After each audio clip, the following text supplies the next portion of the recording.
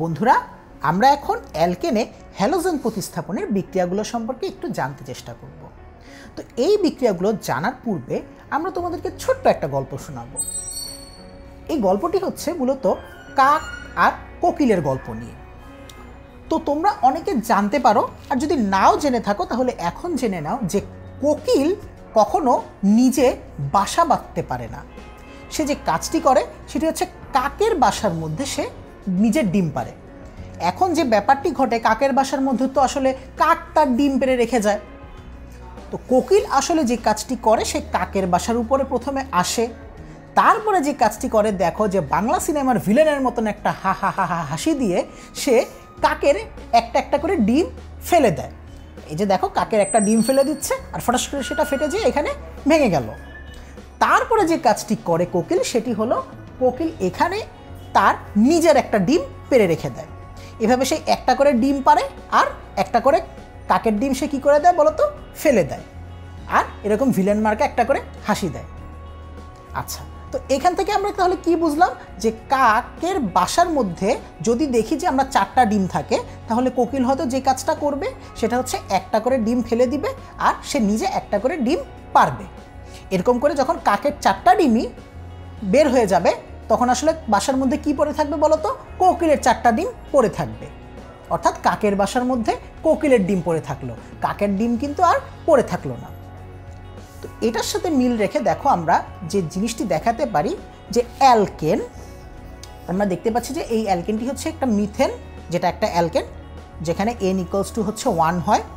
তো এই অ্যালকেনের যে কার্বন পরমাণুটি আছে না, তোমরা তো সবাই জানো যে কার্বন পরমাণুর যোজনী কয়টা হয়, 4 হয়। এই কার্বন পরমাণুটিকে আমরা কাকের বাসার সাথে তুলনা করতে পারি।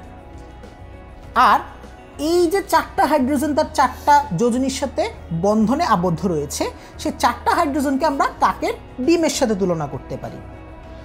আর এখানে এই যে হ্যালোজেন অণু দেখছি আমরা, এটাকে আমরা কোকিলের ডিমের সাথে তুলনা করতে পারি।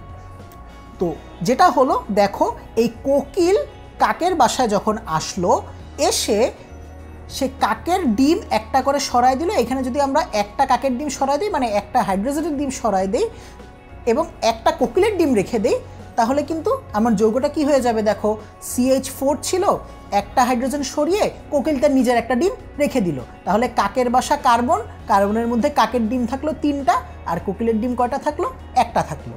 এভাবে করে দেখো এই অণুটি গঠিত হলো, যেটা হচ্ছে CH3Cl।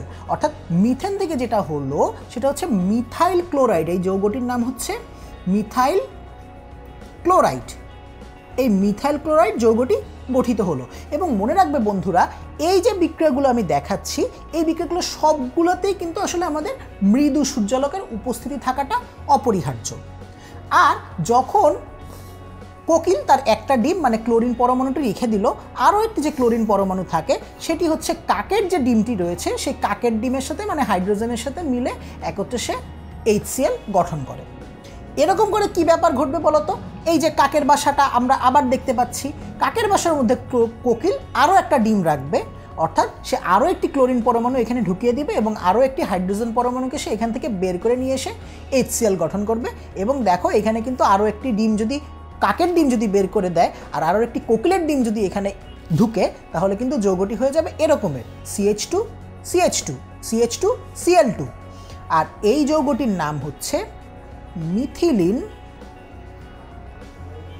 ক্লোরাইড।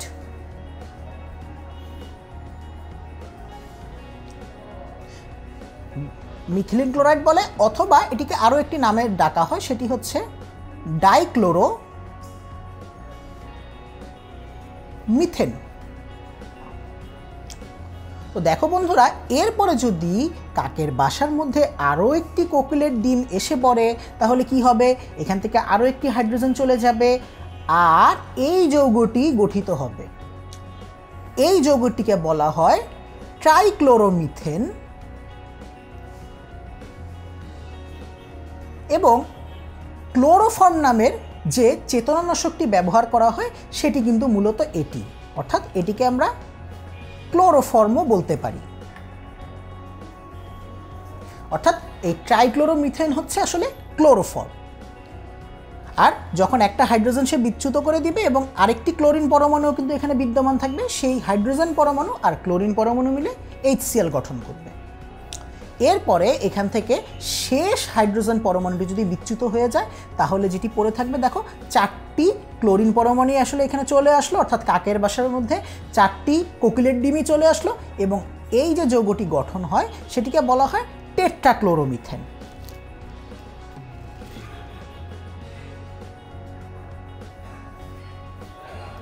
এবং যে হাইড্রোজেন পরমাণুটি বিচ্যুত হয় সেটার সাথে আরেকটি ক্লোরিন মিলে HCl গঠন করে।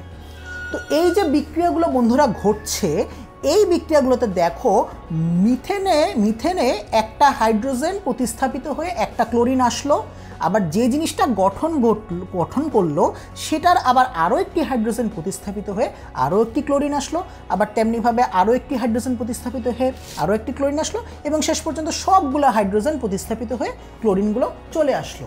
এভাবে কিন্তু হাইড্রোজেনগুলো প্রতিস্থাপিত হওয়ার আগ পর্যন্ত ক্লোরিন এখানে আসতে থাকবে এবং এই বিক্রিয়াটিকে এই জন্য শিকল বিক্রিয়া বলে, যেহেতু শিকলের মতন শিকলটা যতক্ষণ না শেষ হয় ততক্ষণ পর্যন্ত আসলে হাইড্রোজেনগুলো প্রতিস্থাপিত হতে থাকলো এবং ক্লোরিনগুলো এখানে আসতে থাকলো এবং একটার পরে একটা এই বিক্রিয়া ঘটতেছে বলে এটাকে আমরা শিকল বিক্রিয়া বা ইংরেজিতে চেইন রিয়াকশন বলে থাকি।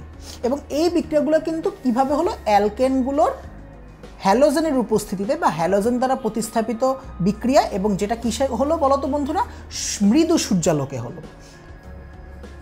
এখানে অ্যালকেনের হ্যালোজেন প্রতিস্থাপিত হয়েছে। হ্যালোজেন হচ্ছে ক্লোরিন পরমাণু একটি হ্যালোজেন, তোমরা এটা জানো। তো আমরা যদি এই বিক্রিয়াটা অর্থাৎ অ্যালকেনে হ্যালোজেনগুলো প্রতিস্থাপন করতে যেয়ে আমরা যদি কোনোভাবে তীব্র সূর্যালোক দিয়ে ফেলাতাম বন্ধুরা, তাহলে কিন্তু হ্যালোজেন আর প্রতিস্থাপিত হতো না। তাহলে যেটা হতো, ডাইরেক্ট এখানে কার্বন পরমাণু তৈরি হতো এবং HCl তৈরি হতো। অর্থাৎ এইটাকে আমরা প্রতিস্থাপন বিক্রিয়া বলতে পারতাম না, কারণ প্রতিস্থাপন বিক্রিয়ার শর্ত কি, এখান থেকে একটা করে সরাবে, নিজের একটা পরমাণু ঢুকাবে, এটাই তো প্রতিস্থাপন বিক্রিয়ার শর্ত। কিন্তু এখানে তো তা হচ্ছে না, ডাইরেক্ট পুরোপুরি সব হাইড্রোজেনগুলোকে বের করে নিয়ে এসে হাইড্রোজেন ক্লোরাইড বা HCl গঠন করলো। তো এটা হচ্ছে তীব্র সূর্যালোক দিয়ে দিলে আমাদের অ্যালকেনের মধ্যে বিক্রিয়াটা এভাবে ঘটতো। এখানে যদি আমরা ক্লোরিন ইউজ না করে আমরা ব্রোমিনও ব্যবহার করতাম তাহলেও কিন্তু এখানে বন্ধুরা বিক্রিয়াটা হতো, কিন্তু ক্লোরিন দ্বারা গঠিত বিক্রিয়ার তীব্রতার থেকে ব্রোমিন দ্বারা গঠিত বিক্রিয়ার তীব্রতাটি কম হতো। আর মূলত এভাবে আমরা অ্যালকেন সমূহতে হ্যালোজেন প্রতিস্থাপন করে থাকি। তাহলে আমরা আজকে অ্যালকেনে হ্যালোজেনের প্রতিস্থাপন বিক্রিয়াগুলো সম্পর্কে জানতে পারলাম। ভবিষ্যতে আমরা আরও মজার টপিকস নিয়ে আলোচনা করব।